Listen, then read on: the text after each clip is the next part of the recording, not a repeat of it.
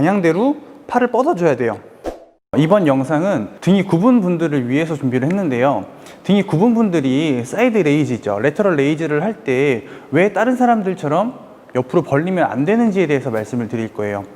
자, 정상인 사람들이라고 하더라도 레이즈를 할 때 완전히 옆으로 올리면 안 돼요. 왜냐면 어깨라는 뼈가 등 위에 올려져 있는데, 우리가 이렇게 섰을 때 해부학적으로 위에서 바라보는 뷰를 기준으로 봤을 때 어깨가 완전히 이렇게 생기지 않았어요. 약간 경사각을 이루고 있거든요. 그러니까 어깨라는 뼈 기준으로 봤을 때 옆으로 벌리는 거라고 정의를 한다면 완전히 옆으로 가는 게 아니라 이 어깨 면을 따라서 이렇게 약간 비스듬하게 경사각이 존재를 해요. 그러니까 벌리면은 이게 아니라 약간 이렇게 간다는 거죠.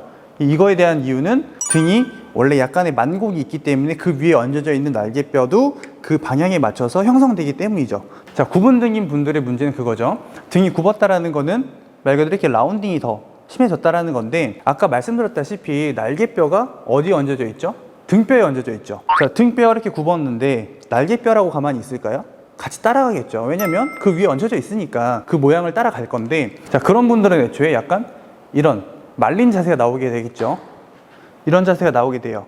자, 그렇게 등이 약간 굽은 분들이 레터럴 레이즈를 한다 그러면 평상시 제가 아까 말씀드렸던 그 각도보다 조금 더 안으로 들어와야 돼요. 왜냐면 어깨라는 구조가 살짝 안으로 들어갔기 때문에 그 위에 덮여져 있는, 그 위에 얹혀져 있는 측면 삼각근을 우리가 타겟팅하기 위해서는 구조가 이렇게 됐으니까 근육의 섬유 방향도 약간 변형이 생겼겠죠. 그렇기 때문에 그 방향에 맞춰서 약간 앞쪽으로 더 뻗어줘야 돼요. 제가 임의로 예를 들어보면은 정상인 사람이 이 정도로 벌린다, 근데 라운딩이 있다 그러면 조금 더 앞쪽으로 뻗어줘야 되는 그런 모션이 나오게 되는 거죠.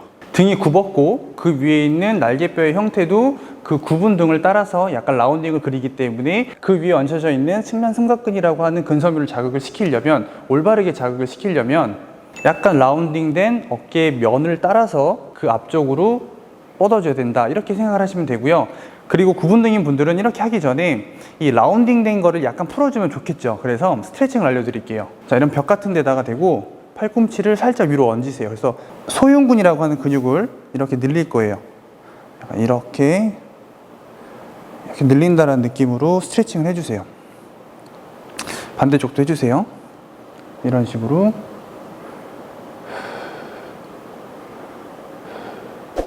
굽은 등인 분들이 이렇게 스트레칭을 통해서 약간 가슴을 오픈을 해주면 등이 약간 펴지고 가슴이 열리겠죠. 날개뼈도 살짝 따라가고 뒤쪽으로. 그러면 상대적으로 정상적인 각도에서 운동을 할 수 있으니까 어깨에 대한 부담도 적어지고 더 적절하게 측면 삼각근에 대한 고립을 잘 시킬 수가 있을 거예요.